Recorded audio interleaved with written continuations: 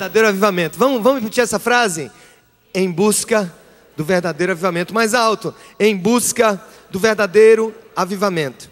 Eu fico pensando, gente, que quando a gente fala em avivamento, e a gente tem falado sobre isso há 9 semanas, é algo que você não quer parar de falar, porque avivamento tem a ver com vida, com movimento, com graça, com, dedicação, com desprendimento. Avivamento tem a ver com pôr em prática conceitos e fazer desses conceitos a razão da nossa existência, a razão do nosso respirar. É interessante que há um tempo, em um desses eventos internacionais que a gente teve aqui no Summit, nós tivemos a palestra de um certo pastor americano lá de Detroit, Harvey Carey. Inclusive, ele vinha para um dos nossos summits, teve um problema com o visto na hora do embarque. Na hora de embarcar, ele teve um problema com o visto. Ele não sabia que o visto dele estava vencido. Mas, tirado tudo isso, ficou uma coisa muito interessante quando eu fui ler um pouco sobre a biografia dessa igreja. Lá em Detroit, no bairro muito pobre de Detroit, numa área muito pobre de Detroit, ele chegava pela manhã.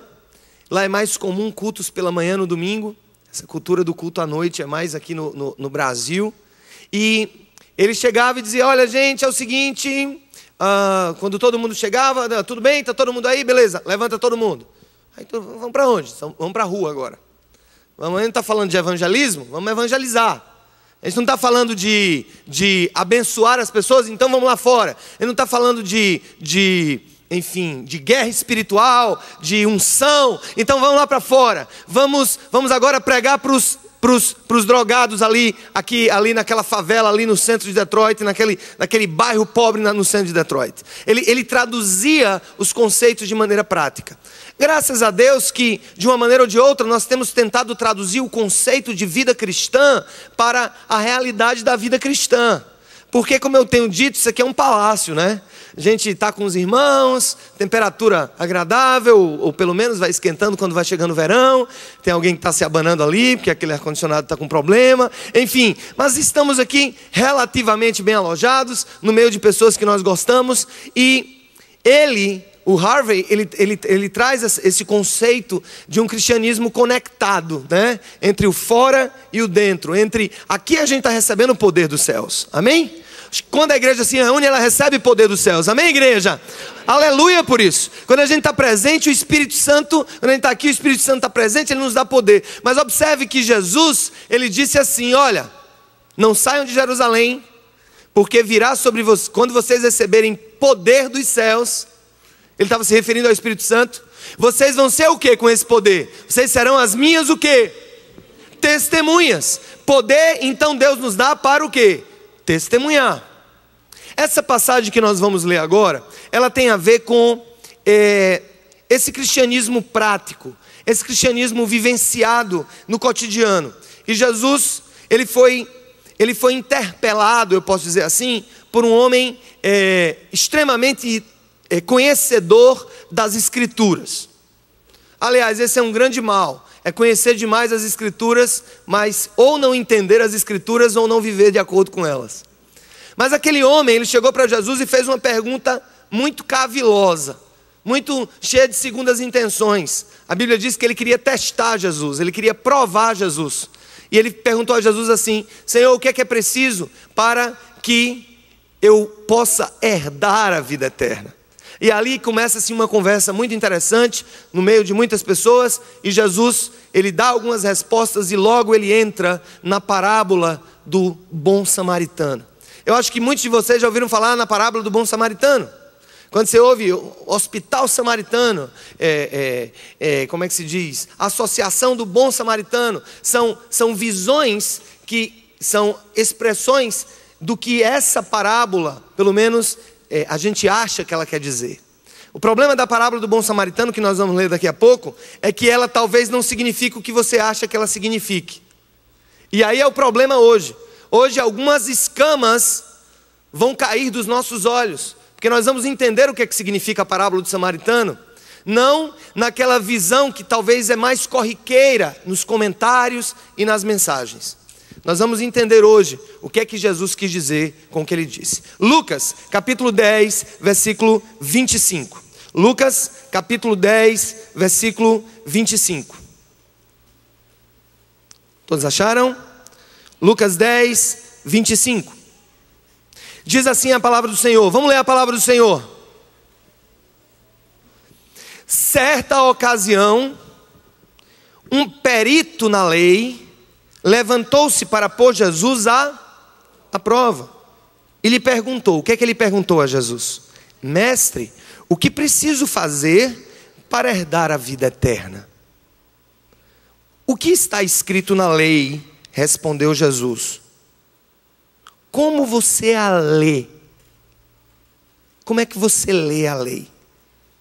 Ele respondeu: ame o Senhor, o seu Deus, de todo o seu coração, de toda a sua alma, de todas as suas forças e de todo o seu, e ame o seu próximo como a si mesmo.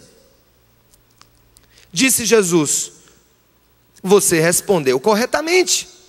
Faça isso e você o quê? Viverá, terá a vida eterna. Mas ele, querendo justificar-se, perguntou a Jesus: e quem é meu próximo? Em resposta, disse Jesus: um homem descia de Jerusalém para Jericó, quando caiu nas mãos de assaltantes. Estes lhe tiraram as roupas, espancaram-no e se foram, deixando-o quase morto. Aconteceu estar descendo pela mesma estrada um quê, queridos? Um quê? Sacerdote. Quando viu o homem, passou pelo outro lado. E assim também um levita, quando chegou ao lugar e o viu, passou pelo outro lado.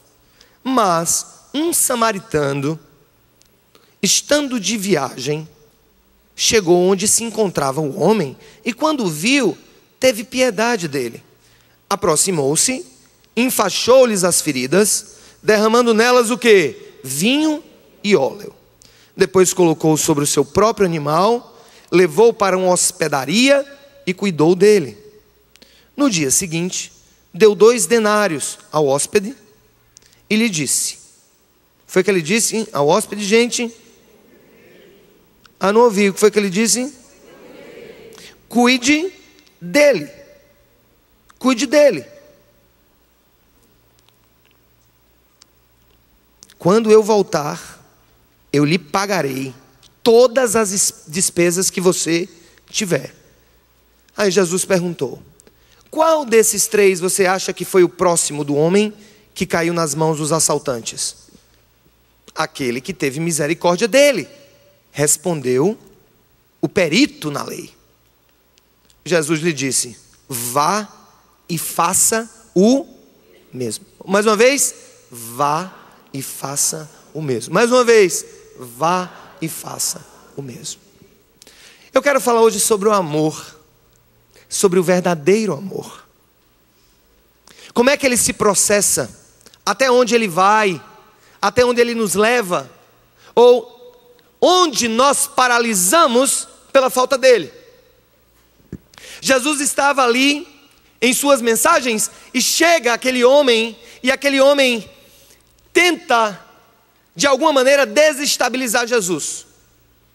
Quando na época de Jesus havia muitos religiosos judeus, rabinos, os líderes, os mestres, que tentavam descobrir no meio de centenas e centenas de preceitos trazidos no Velho Testamento, qual deles era o mais importante?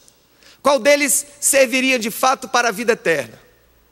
O que fosse talvez um resumo confiável do que seria o cumprimento da vontade de Deus. É por isso que Jesus, sabendo dessas divergências que havia entre eles, ele perguntou ao homem: como é que você lê? Isso significa o seguinte: qual é a sua interpretação do Velho Testamento sobre o que é, de fato, o que agrada o coração de Deus? Qual é a sua interpretação? O que é que você quer, o que é que você tem a dizer para mim? E ele disse: olha, bem, a gente sabe que a Bíblia, ela não traz detalhe por detalhe às vezes, mas vamos tentar construir o diálogo. Bem, Jesus, segundo o livro de Deuteronômio, Tem lá que a gente deve amar ao Senhor nosso Deus do nosso coração, do nosso entendimento, da nossa força, da nossa alma. Já em Levítico, tem uma passagem que me chama a atenção, Jesus. Diz que nós temos que amar ao próximo como a nós mesmos. Jesus disse, muito bem, meu filho. Muito bem. Muito bem. Vai e faça isso. Vai e haja assim. Que você o quê? Viverá.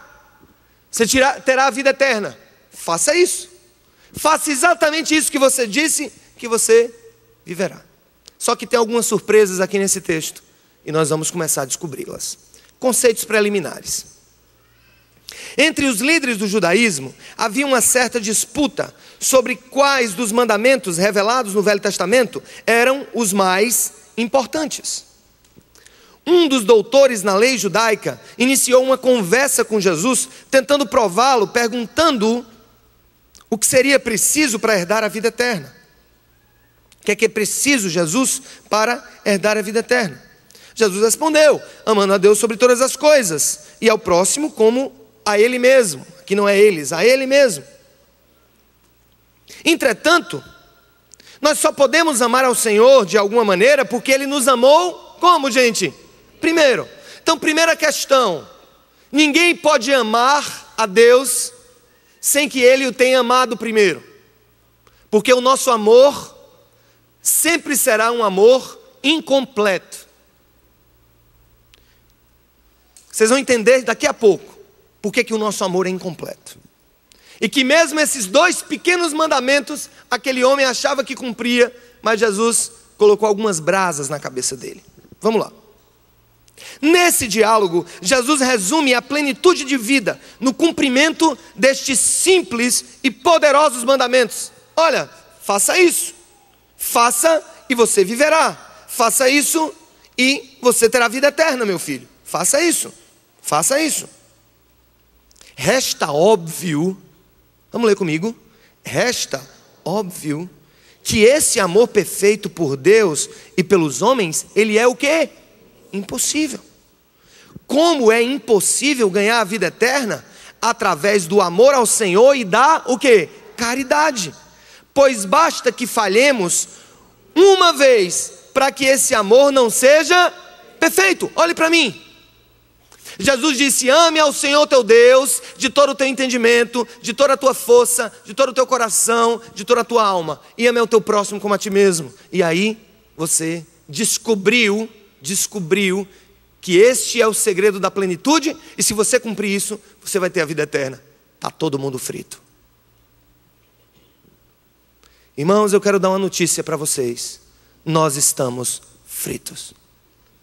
E o segredo está no tempo verbal empregado nas Escrituras para o verbo amar.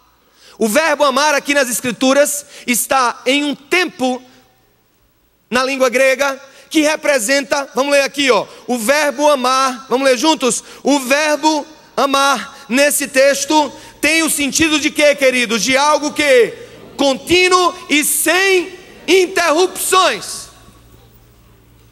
Aí você diz, mas eu amo tanto a Deus. Mas peraí, de toda a tua força, de todo o teu entendimento, de todo o teu coração e com toda a tua alma. Coração, daqui a pouco nós vamos ver que são as motivações. Quer dizer que esses anos todos da sua vida, você sempre teve motivações certas diante de Deus? E aquele glória a Deus e aleluia que você disse para o irmão quando ele chegou na igreja, oh glória que o irmão chegou, e por trás aquela faca invisível, oh irmão. Deixa eu dizer uma coisa, você já teve raiva de alguém? Já teve? Dançou, está frito.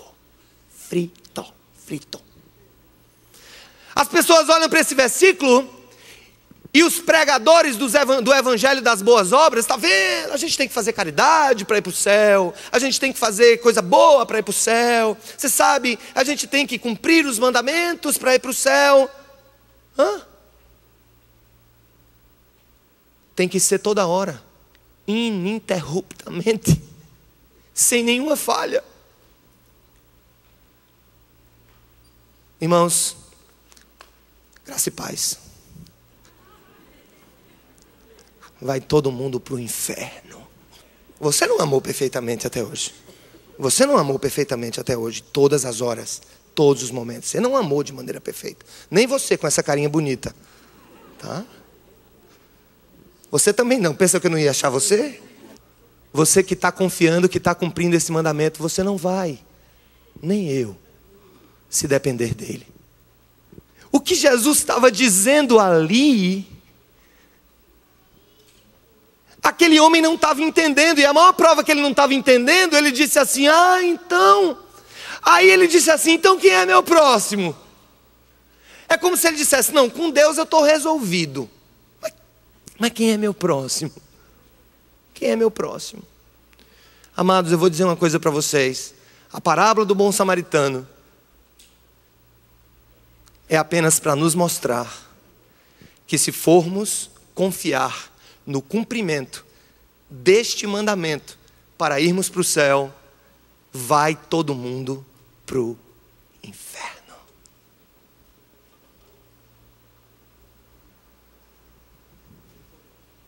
Vamos lá. Jesus remete o jovem judeu de que esse amor perfeito é impossível de ser cumprido pelos homens.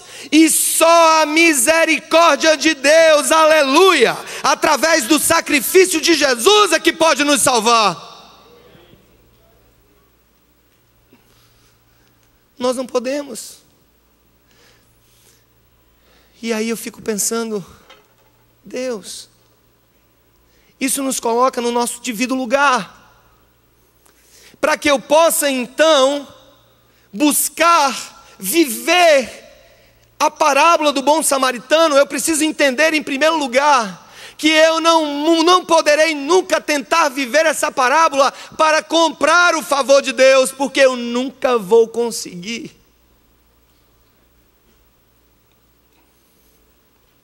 Eu quero dizer para todos os meus irmãos e irmãs nessa hora, Jesus nos remete a uma realidade. Meus filhos e minhas filhas, vocês nunca poderão, sozinhos, cumprir os requisitos para agradar o coração de Deus.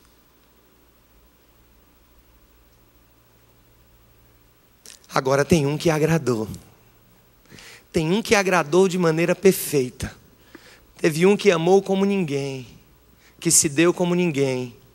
A Bíblia diz, quando Jesus estava com os apóstolos, diz assim, e ele, os tendo amado, os amou até o fim.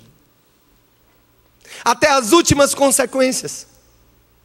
É sobre isso que eu quero falar hoje. Vamos agora limpar aqui a casa e sair de um ponto comum. Quantos hoje, me ouvindo aqui, entendem que não podem cumprir estes mandamentos com o objetivo de maneira perfeita agradar a Deus e ir para o céu? Quantos têm certeza de que não podem cumprir? Levanta a mão. Eu sou o primeiro. Então eu tenho que olhar para aquela cruz e dizer assim, mas o meu Senhor, aleluia, o meu Senhor cumpriu. Se eu acredito no que o meu Senhor cumpriu, e foi pela misericórdia que Ele me deu essa vida eterna, pelo que Ele fez, aí eu posso ir para frente. Agora, quem acha que vai conseguir cumprir esse mandamento perfeito, de maneira ininterrupta,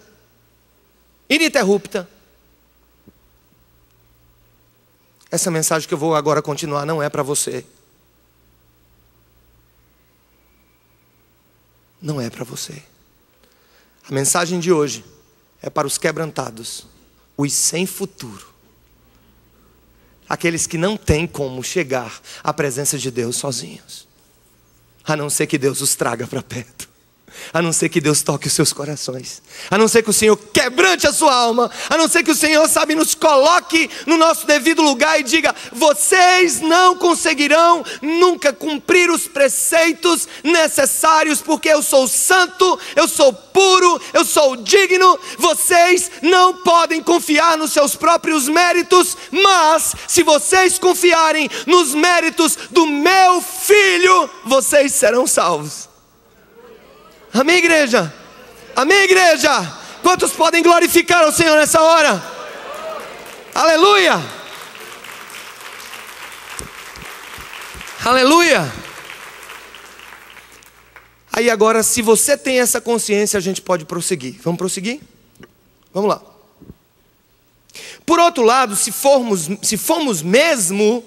nós fomos alcançados pela graça salvadora, o exercício desse amor passa a ser uma evidência do verdadeiro avivamento e algo que buscamos viver continuamente. Deixa eu só explicar. Repita comigo. Eu não amei para ser salvo, porque meu amor é imperfeito. Mas porque fui salvo, eu amo para agradar a Deus e ao próximo. É um amor que não salva, mas é um amor que, depois de ter sido recebido o amor que salva por Cristo, ele precisa ser exercitado. Repita assim: eu amo não para estar no céu, eu amo porque sou cidadão do céu. Eu amo não porque eu conquistei a vida eterna com esse amor, mas porque eu amo, porque esse amor me conquistou. Amém, gente? Repetir só esse vizinho: eu amo porque esse amor me conquistou. Mais alto: eu amo porque esse amor me conquistou. Aleluia! Eu amo porque esse amor me conquistou. Se eu entendo que esse meu amor passa a ser não uma condição da minha salvação, mas uma expressão da minha salvação, aí eu preciso tentar copiar o que Jesus fez.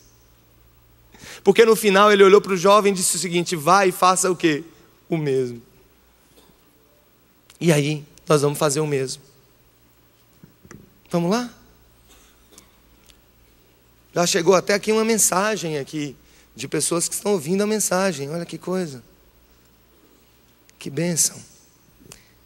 Inclusive, o que é que vocês acham das pessoas em casa participarem do culto, fazendo comentários? O que é que vocês acham, irmãos?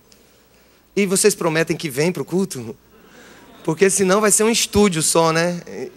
E aí o pessoal em casa. Não, tudo bem, a gente fala disso depois. Vamos lá. Como devemos amar a Deus do jeito dele? Vamos lá. Primeiro, precisamos amar a Deus de todo o nosso coração. É o que Jesus disse: de todo o nosso coração. Coração no grego, cardia. Daí vem a palavra taquicardia, cardíaco. Cardia é a palavra no grego para coração.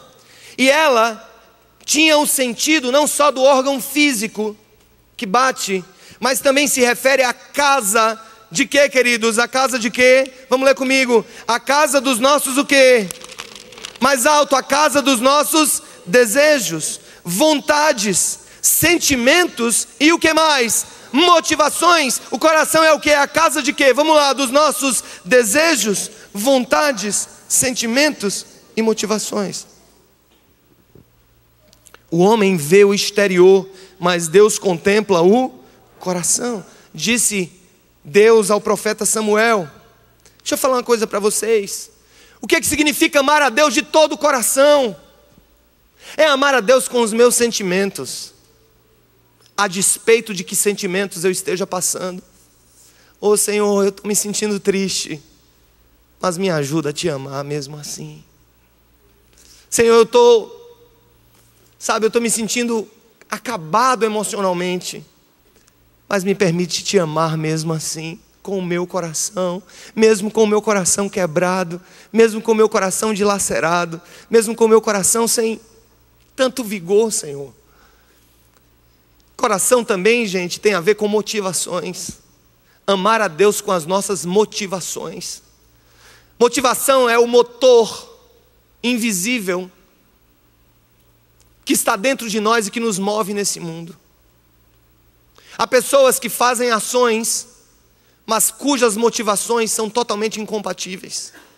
Eu não amo a Deus quando, tentando expressar amor por alguém, ou na igreja, ou no lugar em que eu exerço a minha profissão, os meus verdadeiros motivos estão ocultos e escondidos. Eu vou dar um exemplo para vocês. Quero fazer uma pergunta. Você que deseja alcançar lugares específicos e altos na sua profissão, no seu negócio, por que você deseja isso? Essa pergunta que Deus está fazendo, o que é que está por trás dos teus motivos? Eu quero confessar um pecado. Quando eu completei 19 anos, 20 anos, eu quis ser importante. Eu queria ter um emprego público, federal, queria ser importante. E aí eu lutei para ser importante. Fui estudar, passei em vários concursos. Em 1994 eu me senti talvez um dos caras mais importantes na história, com 22 anos. 22 para 23. Aí eu passei em primeiro lugar no concurso para auditor fiscal do trabalho. Um dos cargos que à época era muito cobiçado, hoje ainda é muito cobiçado. Uma das auditorias federais. Agora eu sou importante. Me lembro quando eu recebi a minha carteira preta. O portador dessa carteira tem acesso a todos os lugares públicos e privados no exercício da sua função. Prioridade de acesso nos transportes. Pode requisitar força policial para fazer o que ele quiser. Autos de infração. E aí eu disse, é pouco importante, eu quero ser mais importante. Aí eu fui fazer direito, porque muita gente faz direito para ser importante. Desculpa aí a alfinetada, viu, irmãos? Mas eu alfineto porque eu estou no meio da corja, né, dos importantes. E eu disse, eu vou fazer direito, porque fazendo direito eu vou ser mais importante. E fiz. Fiz e fui estudar. Agora vocês não imaginam como eu me senti importante. No ano de 1998. 99, no iniciozinho. Ainda na metade do 4º ano do curso de Direito, eu fui aprovado para um cargo de procurador da Fazenda Nacional. Mas eu me sentia duplamente importante. Primeiro porque eu tinha passado. Segundo porque eu era um estudante que não podia nem assumir o cargo, mas que tinha passado. E aí eu fiquei pensando. O tempo foi passando, a gente vai ficando mais velho. A gente vai ficando mais... Aliás, você pode ficar mais velho e continuar sendo criança. E você pode ter anos de fé e continuando sendo o mesmo menino na fé que era antes. E aí nesse processo, o que aconteceu? Eu, pensando de uns anos para cá, eu digo, mas Senhor, não, eu sou importante, mas eu não sou importante por isso. Eu sou importante porque o Deus dos céus e da terra morreu para me salvar. Eu sou importante. Não importa o que eu faça, eu sou importante.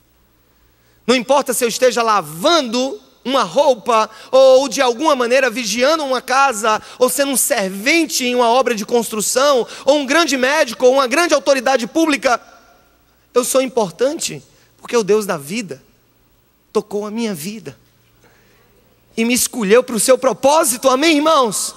E eu fico pensando, onde deve estar o coração da igreja? Porque Jesus disse, me ame de todo o seu coração, e no seu coração há a casa das suas motivações. Por que você quer fazer o que você quer fazer? Por que você quer estar onde você quer estar? Por que você quer conquistar o que você quer conquistar? Para quê? Por quê? O que te motiva? O que te leva até isso? O que te faz desejar essa posição?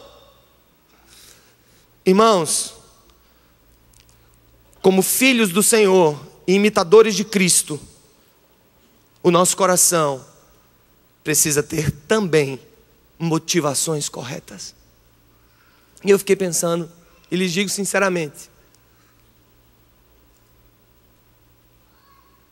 se Deus quiser me tirar de onde eu estou hoje e me deixar fazer uma outra coisa, o que quer que seja,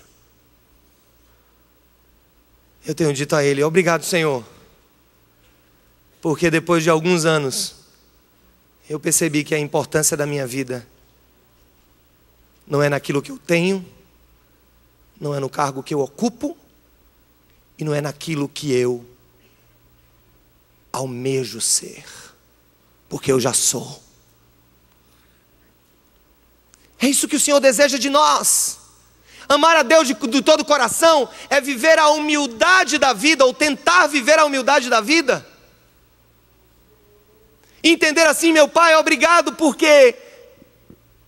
E uma das coisas mais bonitas que eu vejo é quando pessoas, entendendo o seu chamado no Senhor, elas relativizam tudo aquilo que elas têm.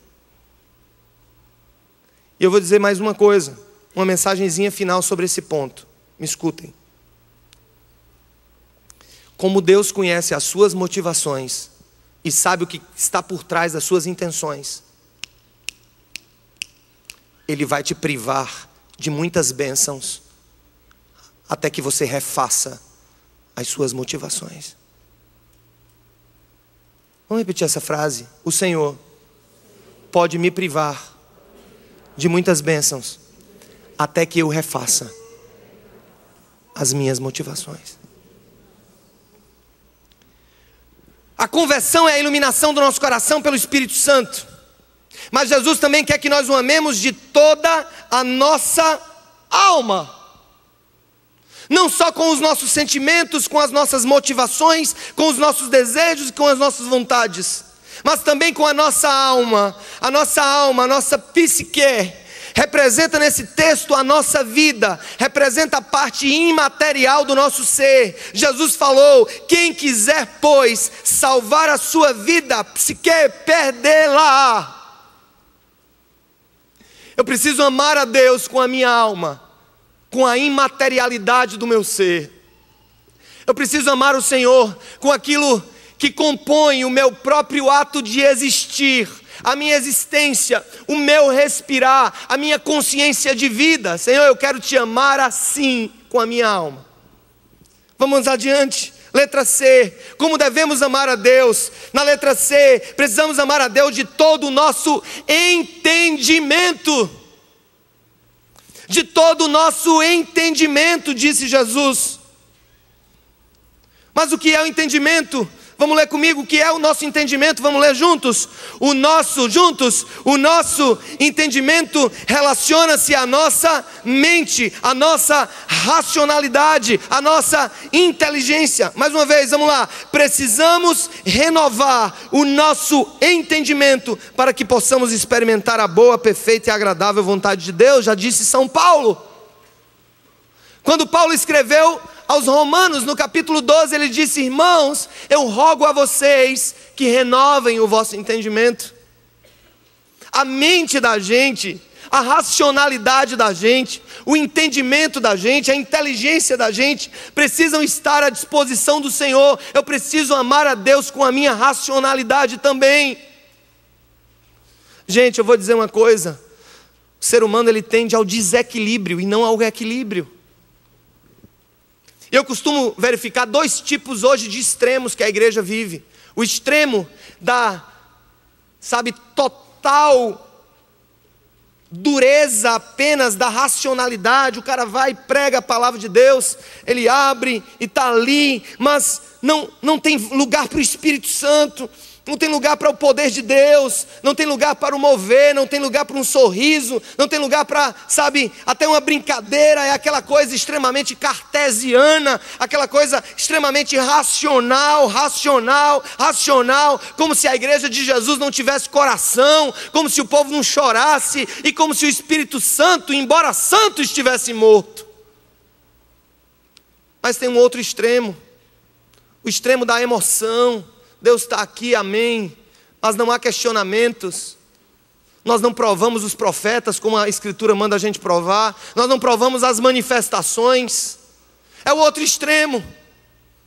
É por isso que Deus disse: me ame com o seu coração, com os seus sentimentos. Se você está pulando, e quando você me vê pulando aqui, pode ter certeza, eu só pulo se eu estiver querendo pular mesmo. Se eu não quiser, eu não pulo. Mas se eu estiver pulando, e se eu estiver assim, e no auge das minhas emoções com o Senhor, eu estou querendo expressar através do meu corpo, da minha vida, o amor que tenho por Ele. Mas eu também quero amar ao Senhor na hora que eu abro a Escritura e eu exponho o pecado, e eu exponho, sabe, como pregador do Evangelho, aquilo que precisa ser exposto para tocar almas, mas tocar também a razão humana. E essa união de duas verdades, de dois amores, ou melhor, de um amor que se expressa na emoção e um amor que se expressa no entendimento. A gente junta essas duas coisas e glorifica a Deus de maneira total e completa na nossa vida. Amém, igreja?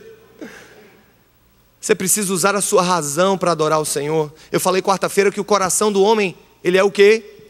É enganoso. A Bíblia diz que o nosso coração é enganoso. O nosso coração nos prega peças. Se você perguntar a um dependente químico, ou uma pessoa que entrou na droga, que ele olhou assim, o cabo dando um pau ali no cigarro de maconha, ele diz assim: pô, o cabo tá achando graça, olha que coisa mais doida ali. Rapaz, é bom demais, velho, é bom demais. Isso é emoção. Isso é emoção. Você olha para uma mulher ou para uma menina e diz assim: ah, que coisinha linda, tal. Ai, meu Deus. Você se envolve às vezes num relacionamento fora do casamento, regado a emoção. Mas quando o entendimento entra no lugar, e o entendimento e a emoção dão as mãos, a gente começa a expressar o nosso amor por Deus de maneira mais intensa e mais viva. Amém, irmãos? É por isso que Jesus fala sobre isso. E eu quero encerrar com a última expressão de amor do Senhor, que vocês já viraram a página que eu ouvi. Eu nem vi, mas eu ouvi só a virada. De todas as nossas forças. Ele quer que nós o amemos de todas as nossas, o que, igreja? Forças. Amar a Deus com todas as forças significa usar as nossas, o que? Juntos? As nossas habilidades e poderes para a glória dele. Isso inclui o que? Os nossos o que? Dons, os nossos o que? Talentos, a nossa força financeira, a nossa força política, a força da nossa influência e a força do conhecimento. Ah, como Deus quer que a gente ame com tudo aquilo que é potencial vital dentro de nós. Argumento. Amá-lo com o nosso argumento. E é interessante que quando eu olho para essas forças, vamos ver essas forças aqui, ó. Eu estou falando de algumas forças. A primeira delas, dons, beleza? Beleza? A pessoa pode ter um dom, e o dom, como é uma ferramenta, ela ser usada para o mal. Concordam comigo? Vamos pensar no talento da argumentação. Falar um pouco dos advogados. Eu me impressiono lidando com essas questões, como certas teses são baseadas muitas vezes em argumentos e sofismas, onde não há absolutamente a verdade ali, mas o argumento, a força do argumento, da argumentação, do debate, pessoas às vezes são tão fortes nisso, que elas conseguem convencer que o erro é o acerto. Já perceberam isso, gente? Dizem até que um certo advogado, uma pessoa chegou e disse assim, chegou para ele, né? Doutor, eu vim lhe procurar, o que foi que houve? Rapaz, eu mandei matar a família que era inimiga da gente. Mandei matar tudinho no interior. E aí, doutor? Estou foragido, eu vou para onde? Não. Estão dizendo que você mandou matar. E doutor. O argumento é uma coisa tão braba que o próprio criminoso às vezes acha que está certo. É como aquele caba que mente tanto que acredita na própria mentira e acorda assombrado de noite.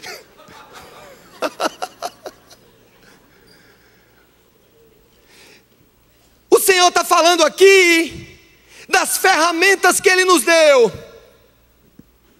Ele nos deu ferramentas para alguns a mais e outros menos, financeira, força financeira, dons específicos, talentos, a força da política, que também é apenas uma força. Eu posso usar para amar a Deus, ou eu posso usar para envergonhar o Evangelho. A política é uma força que pode ser usada pelo povo ou para si mesmo. Ela é uma força, ela é uma força. É um poder, e Deus está olhando para nós e está dizendo assim: olhe, você quer me amar? Me ame de todas as suas, o que, igreja? Todas as suas, o que? Forças. E eu tenho enchido o saco, eu nem sei, talvez ninguém esteja me assistindo, mas se você for parente de algum político, ou alguém que tem domínio sobre alguma coisa, diga a ele que Deus o fez para usar toda essa força que Deus colocou na mão dele, para a glória do Senhor e pelas pessoas. Deus está convocando a igreja dele, gente, porque quando nós colocamos a nossa força em ação. Tem até uma música que diz mais ou menos o seguinte, né? Se a gente colocar a nossa fé em ação, vai dar tudo certo, não é isso? Agora agregue à fé as forças que Deus te deu.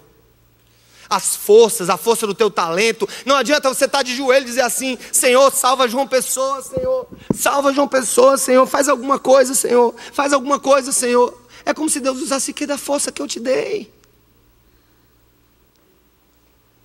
Que da força que eu te dei para que você vá, o seu argumento. Você está num trabalho. Você tem um trabalho, você tem um emprego. Use a sua força, use a sua influência, use os seus dons, use os seus talentos. Me ame com as suas forças. Louvado seja o nome do Senhor. Me ame com as suas forças. Aí hoje eu estava conversando com o irmão. Não sei o que, negócio de dízimo, é que aqui está falando, tal. O dízimo e 10%. Digo, meu filho, não pega esse texto não.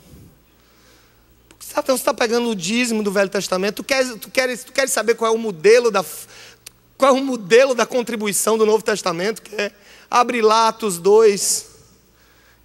E a Bíblia diz: e eles vendiam tudo o que tinham e davam aos que tinham necessidade. Não fala em dízimo não. Eu tenho que agradar a Deus com o meu dízimo. Você tem que agradar a Deus com todas as suas finanças. Se você dá 10% ou 15% ou 12%, o que quer que você seja, e com outros valores, você está usando o recurso que Deus te deu para aquilo que não edifica. Você é de mesmo modo um descumpridor da vontade de Deus. Irmãos, o Senhor diz: usem todas as suas forças e me amem no uso dessas forças. Qual é a sua força? É do argumento? É a financeira? Deus te deu tantas coisas. Deus me deu tantas coisas. Eu sei que eu estou usando uma das minhas forças. E eu poderia, gente, vou dar só um exemplo. Eu vou dar um exemplo. Quer que eu dê um exemplo? Eu posso ser chato agora. Eu não quero ser boçal não, mas eu vou ser chato. Uma pessoa chegou aqui e disse: rapaz, faz 7 anos só. Que igreja grande. Eu digo, ela podia ser 4 vezes maior se eu pregasse o que a maioria das pessoas estão pregando hoje. Ia ser muito maior, meu amigo. Eu já tinha alugado um bocado de fábrica aqui, de galpão aqui. Porque a gente sabe que quando o evangelho é pregado de A a Z, não agrada a muitas pessoas. A você que está me assistindo, por exemplo, seu corrupto, que você vai para a igreja, vai para a missa, vai para o culto, no domingo, com essa cara lisa que você tem, com a sua mulher, mas Deus sabe que você tem um amante, sabe que você pega o dinheiro que não é seu. Esse evangelho não agrada. Agrada?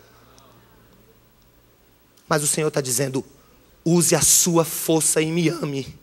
Use a sua força, Sérgio, e me ame. Qual é a sua força? De falar agora na televisão, de argumentar. Use para me amar. E eu digo para José, Maria, Pedro, João, quem estiver sentado me ouvindo ou em casa, Deus está dizendo a você: me ame com todas as suas forças.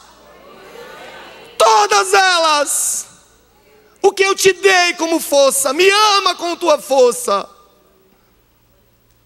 Amém, igreja? Quantos podem glorificar ao Senhor por isso? Aleluia! Aleluia! Me ame com sua força! E aí Jesus começa a outra parte da história. Nem sei se vai dar tempo de terminar hoje. Vamos deixar para outro dia?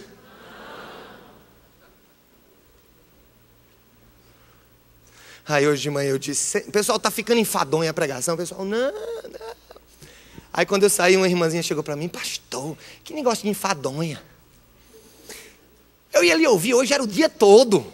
Aí eu disse, ô minha senhora, a senhora é tão bondosa quanto a minha avó. Não exagere não. Escutem. Jesus então começa a segunda parte. Aí o homem disse, eu acho que eu estou amando Deus, viu? Cara de pau aquele perito na lei, viu? Devia ser advogado. E ele olhou assim, mas tudo bem, mas quem é meu próximo? Aí Jesus conta uma história. Bem, a história é a seguinte. Um homem vinha descendo, o texto bíblico diz, descendo de Jerusalém para Jericó. De fato, a estrada ainda hoje, de Jerusalém para Jericó, é extremamente... É uma descida muito complicada, tem muito desfiladeiro, é uma estrada extremamente perigosa. Ainda hoje, a estrada. Porque assim, você desce de uma altitude para outra, uma diferença muito grande em um espaço muito pequeno. Então, a reta tem que ser assim, né?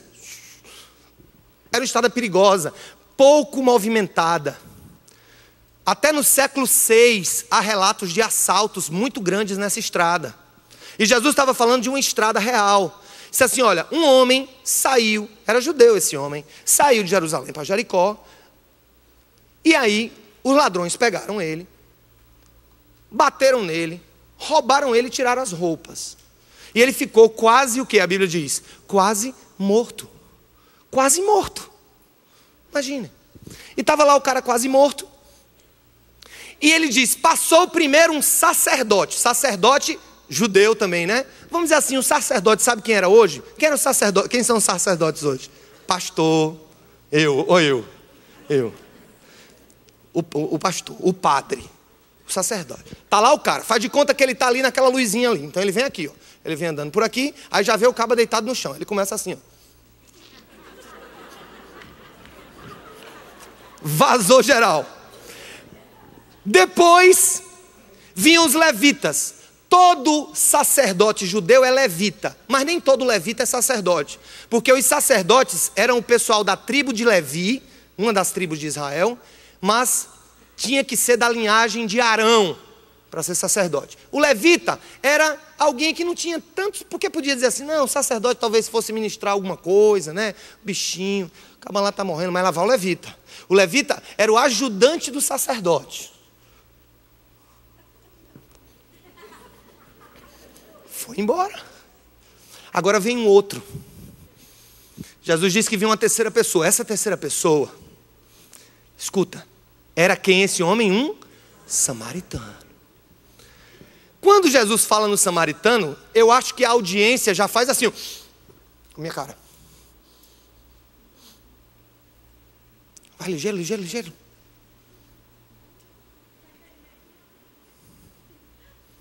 O samaritano? Não, não é possível, ele não vai falar no samaritano. Porque samaritanos e judeus eram o quê? Amigos ou inimigos? De morte ou de vida? De morte. O samaritano, inimigo de outro povo, ele chega ali, a Bíblia diz que ele olha para o homem, deve ter se ajoelhado para ver, viu que ele estava respirando. A Bíblia diz que ele pegou o vinho. Vinho tem propriedades antissépticas por causa do álcool. Lavou as feridas com vinho e diz que depois ele colocou óleo. Havia óleos unguentos, muitas vezes com ervas. Por exemplo, Vic Vaporub, né?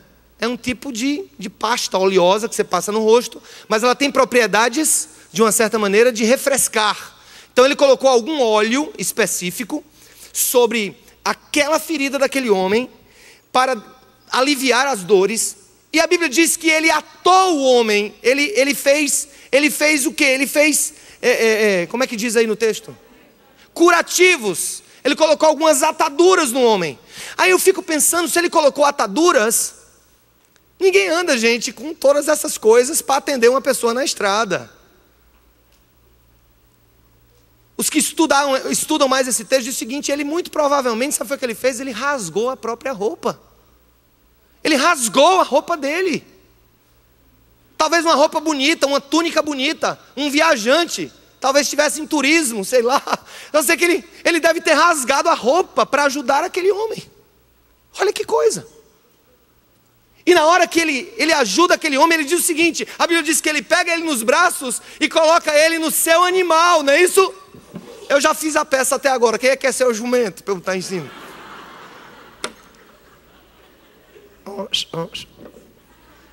A Bíblia não disse que era um jumento. Disse que era o seu animal, cavalo, jumento, eu não sei. Um equino.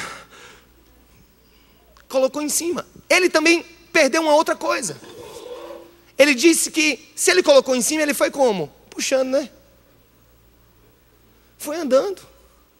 E ele foi mais longe, ele chegou numa hospedaria daquela de quinta categoria, até porque numa estrada como aquela não deveria ter um hotel 5 estrelas, né, irmãos? As hospedarias daquele tempo eram hospedarias extremamente sujas, mas era o que tinha. E ele chega lá e dá ao homem e diz assim: olha, eu estou lhe dando 2 denários. Sabe quanto era um denário? Um denário era o equivalente a um dia de trabalho braçal. Um dia de trabalho braçal de um homem. Ele deu 2 denários para suprir aqueles 2 ou 3 dias. E ele, o que foi que ele disse mais no texto? Cuide, que quando eu voltar, eu pago tudo. Vamos ler. Esse é o modelo de se amar ao próximo. Primeiro, sem distinção entre amigos e inimigos, pois o próximo é a humanidade inteira. O próximo é a humanidade inteira. Lembremos que samaritanos e judeus eram o que, queridos? Inimigos históricos. O sacerdote e o levita eram do mesmo povo que o homem que for assaltado, mas passaram ao largo. Quer que eu diga uma coisa para você? Sabe quem é o nosso próximo? Sabe quem é o próximo que você tem que amar? Olha o desafio. Oh Jesus, ainda bem que o Senhor cumpriu por nós. Sabe quem é teu próximo? É a amante do teu marido.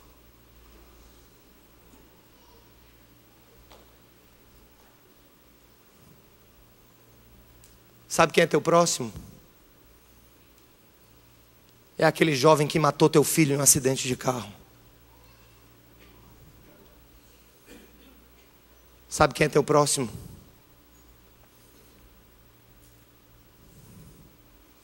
É aquele tio que te abusou na infância.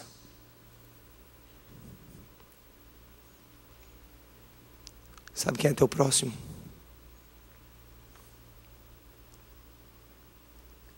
É aquele pai que te abandonou, ainda na barriga da tua mãe.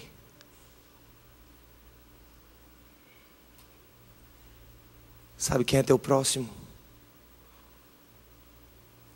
É aquele assaltante que te assaltou quando parado estavas no sinal de trânsito. Sabe quem é teu próximo? É aquele amigo que quer tirar a tua posição na empresa.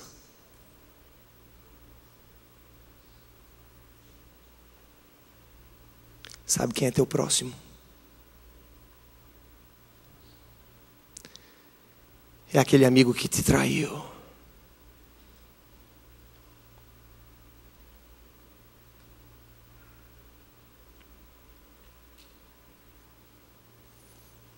Amar ao próximo, dedicando tempo e expressando misericórdia. Aquele homem dedicou tempo àquele cara na rua e expressou misericórdia por ele. Dedicando tempo e expressando misericórdia. E finalmente, dando dos nossos recursos. O que ele tinha de melhor naquela hora ele deu para aquele inimigo, dando dos nossos recursos e cuidando de suas feridas. Aí eu pergunto, irmãos, no final das contas, quem é o samaritano? Quem é o bom samaritano? O bom samaritano é Jesus. E alguns diriam, mas ele não era judeu. Ele era judeu. Mas ele se fez de samaritano, porque o povo judeu odiava os samaritanos, assim como o povo judeu odiou Jesus. E como nós, quando não o amamos com força, entendimento, coração e alma, nós agimos como se ele fosse o nosso inimigo. Mas ele ama os seus inimigos. Ele ama a mim, que sou e fui grande inimigo. São Paulo fala sobre isso na carta aos Romanos, não precisa abrir a Bíblia. No capítulo 5, versículo 9, ele diz assim, Paulo diz, como agora fomos justificados por seu sangue, muito mais ainda por meio dele seremos salvos da ira de Deus. Se quando éramos inimigos de Deus, fomos reconciliados com ele, mediante a morte de seu filho, quanto mais agora, tendo sido reconciliados, seremos salvos por sua própria vida. O samaritano é o nosso Jesus. O samaritano é esse que ama os inimigos, ama aqueles que debocham dele, ama a mim, ama você. E ele me convida a ser como ele, a fazer como ele, a agir como ele, a me dedicar como ele, a dar tudo que eu tenho para o serviço do reino, a amá-lo de todo o coração, de toda a alma, de todo entendimento, de toda a força, e amar ao meu próximo como a mim mesmo. Mas quem é meu próximo? Meu próximo é a humanidade. Alguém está dizendo assim, você, por que Cidade Viva está perdendo tempo em ir para o presídio, dar presente para homicida, latrocida e ladrão? Porque eles são meu próximo.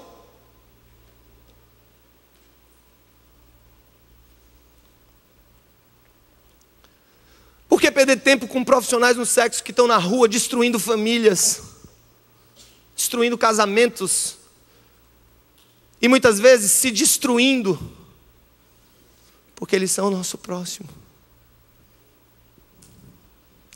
Tem uma coisa que me chama a atenção, ele diz assim, ele diz, cuide dele, porque quando eu voltar, eu faço o quê?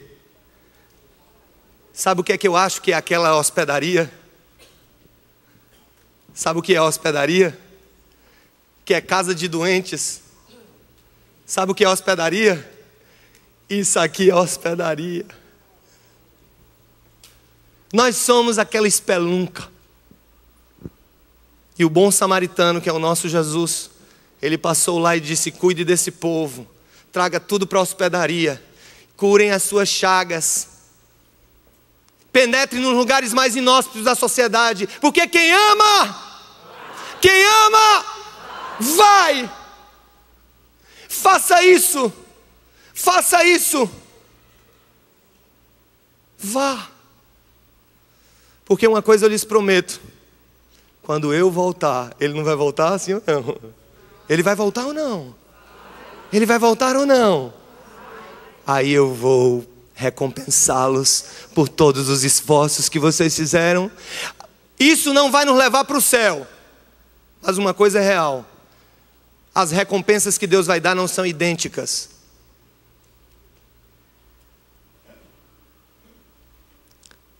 E eu quero ser recompensado pelo meu Senhor, e você precisa desejar isso. Quem é o bom samaritano? E quem é o seu próximo? Quem é o seu próximo? Com uma pequena parábola, Deus humilha os que confiam nos seus méritos e eleva os que confiam nos méritos dele.